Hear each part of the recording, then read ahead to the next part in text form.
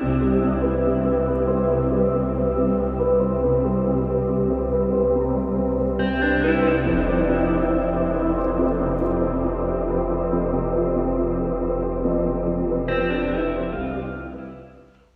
a nerve people have when they set out to make wishes and New Year's resolutions and things that they want to accumulate for themselves, whether it's losing 20 kilograms over the next year, or whether it is about wanting a new car or a bigger house or a better lounge suite. And so these New Year's resolutions abound, and the wish lists during the year increases, and people try and try and try. My good friend Don is talking in his videos about not trying, and I totally support him. I really do. The harder you try, the more you're going to close doors for things that are not yours. And if you get them, they're going to come with consequences. They're going to come with karma, because you forced the issue. And what Don says is just to be still. Don't try. And he spoke to me last week about intent, because I talk a lot about intent. And he asked me, do I still follow the intent? And the answer is yes. Intent is important. It's not about an intent to gain some material benefit for some egotistical reason, even if the reason might be hidden somewhere along the line. The intent is to open up the universal energies that are around, and so that you can get into your reality what you truly deserve. And the all-knowing universal energy is there waiting for you to open the doors. Okay? And open the doors is not to try and push stuff. Every time you try and push stuff, try and achieve stuff, unless it's 100% for the benefit of somebody else, okay, then you're closing doors.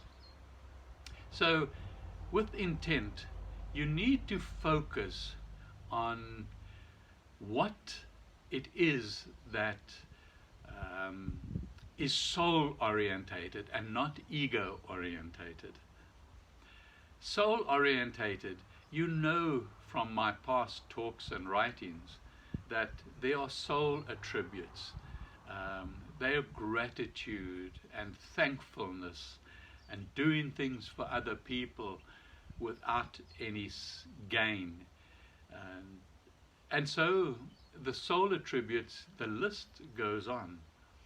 And you have the opportunity to choose every moment of the day whether you're going to align yourself with your attention on soul qualities or on egotistical aspects of your life. The me attitude will not get you your New Year's resolution or anything on your wish list. And if you do, then it will be with consequences, as I said earlier. So it's very important to create an intent about a broader issue that doesn't have a time and doesn't have an outcome, specific physical outcome. Okay. So your intent might well be to journey towards a writing career, full stop. Okay, not writing e-books or writing articles for other people or writing, um, sure, you might want to write a book, but then who's going to benefit? Okay, that's an important question to ask. Ask the question why each time you put down something. Why? Why? It's such an important question as we move through our life. Always ask the question why for everything that you are going to do. Every intent you have, ask why. Okay? If it turns out to be a egocentric type of intent, then just move on. Okay? And I agree with Don. Okay? You don't try when it comes to intent. You put attention onto the things that you want. So, and that is all. So you think more about your intent and not about failure, for example, or not about the money you're going to get, and not about what you're going to do with the financial rewards if your intent comes to fruition. Okay? So don't close those doors by egotistical whys. Okay? The other important aspect is to find someone, like Don and I do on a couple of times a week, find somebody to share your intent, discuss your intent and aspects around it. And there'll always be spiritual aspects, there'll be energy aspects, there'll be aspects that you just want to discuss with somebody. Because 9 times out of 10, you can't discuss them with your brothers and sisters and children. I'm lucky I can discuss it with some of my children. And so it's important to find somebody to just chat throughout the year.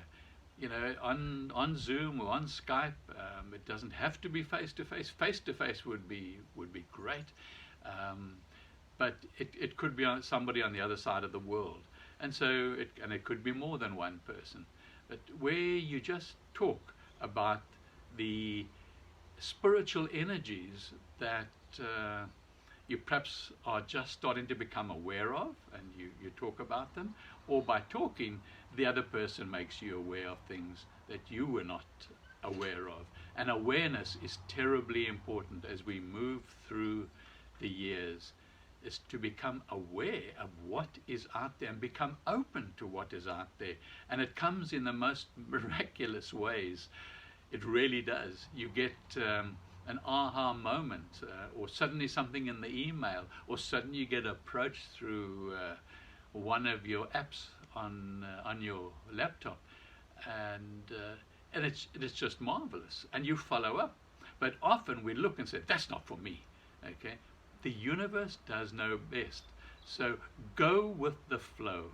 It's important to go with the flow. Don't make a decision about something that has suddenly cropped up, because then you block in that intent that the universe is responding to.